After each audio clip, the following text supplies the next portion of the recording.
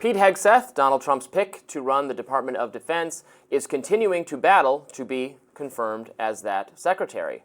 President-elect Donald Trump has picked him, as I just said, to be the Secretary of Defense, and Hegseth has been on the Hill in a full-blown media blitz, determined to try to salvage that nomination. Hegseth has been accused of sexual misconduct, financial mismanagement, and drinking on the job. The first portion of the media blitz involved his mother, Penelope, on Fox and Friends yesterday.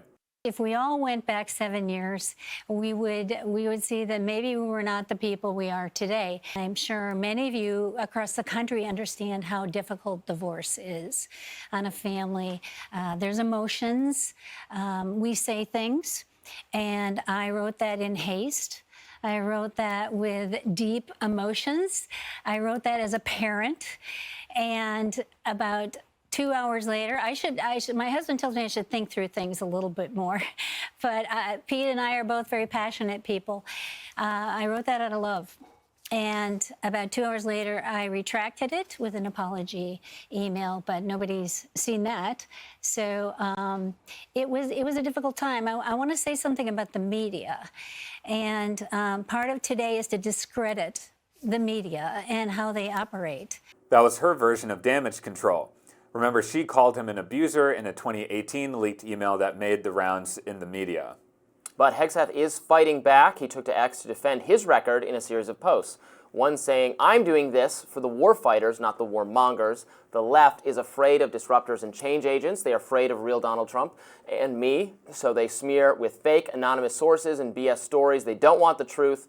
Your warriors never back down, and neither will I." Some of his supporters, like Fox and Friends weekend co-host Rachel Campos Duffy, are backing him. "America needs Pete," she writes. "Trump needs Pete. Don't let the deep state military-industrial complex pick our next Secretary of Defense. Stand with Pete. Call your senators." Hegseth then took to his pen, wrote an op-ed in the Wall Street Journal saying, "I have never backed down from a fight and won't back down from this one. I am grateful President-elect Trump chose me to lead the Defense Department, and I look forward to an honest confirmation hearing with our distinguished senators, not a show trial in the press." He capped off his media blitz with an appearance on Megyn Kelly. Take a listen. For so long, what was said about me, what has been said about me, it was so ridiculous and all anonymous that we didn't want to give it oxygen. You don't want to respond to things that don't merit response. And so we haven't, but sitting here with you and going forward, the media is driving with this ridiculous narrative. It's our time to stand up and tell the truth and our side. And he knows that. And so he supports me. I won't betray what we talked about specifically, but he said, "You go out and meet those senators and I've got your back." It means a lot to me. Tells you who that guy is. Never had a drinking problem. No one's ever approached me and said, "Oh, you should really look at getting help for a drink." Never. I've never sought counseling, never sought help. I respect and appreciate people who do. But what do guys do when they come back from war oftentimes? Have some beers. How do you deal with the demons you see on the battlefield? Sometimes it's with a bottle. Unfortunately, tragically, for too many guys, it's with the bottle, and then it's depression, and even worse, suicide. I mean, we've got an epidemic of that in our country. Thank God, by the grace of God, I found my chapters of purpose that pulled me out of that. So the latest allegations were specifically having to do with a drinking problem. I will say these were from anonymous former people who worked with him, who did not go on the record to say this. The incident given, described as to evince a drinking problem, is that during a St. Patrick's Day segment on Fox and Friends, where they had beers for St. Patrick's Day, he drank them. That is, I guess I have a drinking problem. We all have drinking problems then. If you can participate now and then in on-camera drinking in a drinking-related segment is not, to me, evidence at all of alcoholism.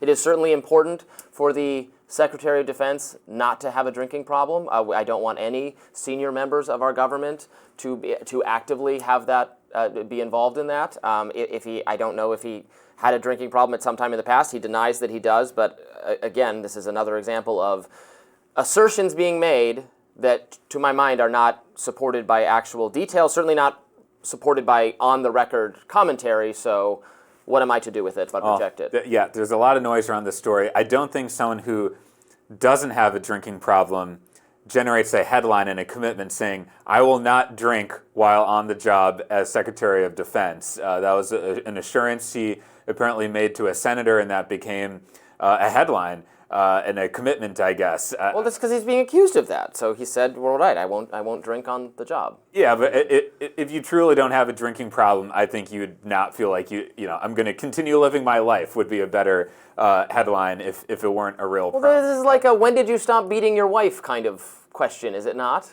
I would not make that comparison. What I would say is Pete Hegseth's chances of making it to a confirmation vote are decreasing very rapidly. It appears that some of the campaign to discredit him and undermine him is actually coming from the Republican side, senators like Joni Ernst, based on some of the intel that I'm receiving. It seems that there are people who feel so uncomfortable with Pete Hegseth for a variety of reasons. There's the personal issues as well as potentially some of his inexperience related to actually managing the most complex branch of the federal government. He doesn't have experience being told what to do by defense contractors. So a good thing, perhaps. Okay, I would agree. Not listening to defense contractors is definitely a good thing, and pushing back at them and having real accountability and rooting out some of the waste. That's, by the way, what Elon Musk and Vivek Ramaswamy are talking about with Doge.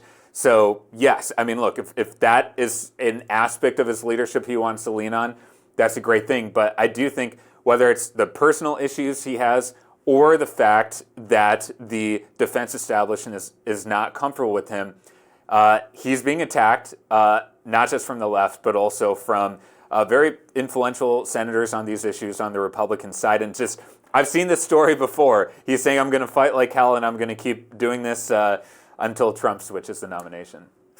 I don't know. Again, I will not make more predictions here, but the Republicans are fighting hard to keep him in. Joni Ernst is getting a lot of flack from conservatives right now. There is more, I would say there's more force behind the effort to keep this nomination alive than there was Matt Gaetz. They're fighting really hard on his behalf. His colleagues at Fox News, who know him certainly better than anyone else does, who he's worked with closely, are all defending him on the record. People off the record, unnamed people, are smearing him. People on the record are defending him. Joni Ernst is going to, she can do whatever she wants. She's an independent-minded senator. She is going to really tick off MAGA people if she doesn't come out and say she supports this. We're hearing that right now she has still said she is undecided, and it's not clear if Trump could make a different pick. Maybe he just doesn't want the headache. But there's a lot more energy on the right around this pick than there was Matt Gaetz. So I don't know. Yeah, I believe she's saying that she's not comfortable voting for Pete Hegseth. That might be a late-breaking thing in this story. And look, the sourcing of the stories has been questionable. I would agree with that. However, just when there's smoke, there's fire. I would say that his personal record is extremely alarming, especially not just to Democrats, but I would say sort of decent people across the aisle. But on top of that, I would like to say that we don't know. What I would still like to see is how much the military establishment is driving this, because I've said this in previous shows that if they do not want Pete Hegseth, which it's becoming increasingly clear they do not, they will make sure that by any means necessary, he will not be confirmed. And the reason for that is because there's way too much money to be made when it comes to defense and our military contractors, and they have an insane amount of power, and that needs to be curbed. I know many conservatives who think Joni Ernst herself wants to be Secretary of Defense, and that's possible. What's really going on here. It's not that she's so motivated or so outraged by marital-related problems from a decade ago, or unproven accusations of sexual misconduct, or totally unsubstantiated accusations of alcoholism. The smoke, where there's smoke, there's fire. Maybe, but also false accusations are a real thing. And I mean, the accusations around his marriage are not false and have been admitted to and were a long time ago and are a private matter for which I, for one, would not decide whether you're fit to be the Secretary of Defense, especially if it's that long ago. But what I want to hear more about is his policies, and I hope the discussion in the Senate, I hope the discussions he's having with senators like Joni Ernst are primarily about that, are about running the department, what policies he's going to have, how he might be different from other nominees or from the Biden administration. Defense is very important. Does he agree that we can find waste, fraud, and abuse in the defense budget, as Elon Musk and Vivek Ramaswamy and Bernie Sanders all seem to agree there is? I'd like to hear from him on what he would like to cut to live up to this mandate to reduce government spending. That, to me, matters more. And if he doesn't have a good answer to that, then I don't want him to be the Secretary of Defense either. But I don't care so much about the other stuff. That's my view, but people can have whatever view they want. He's given some very small snippets on defense policy, but it's not cutting through. It's not driving the media cycle. Well, of course not. They're focused on this stuff, the salacious. The salacious. That's all they care about. Sex sells, certainly. But I think it's clear that there are some very powerful people who don't want him in that position, potentially for some, I would argue, good reasons, because of, I think, his very questionable personal history, as well as his lack of experience managing a major organization, as well as potentially for some bad reasons in terms of his challenging of military contractors. So we'll see where that lands.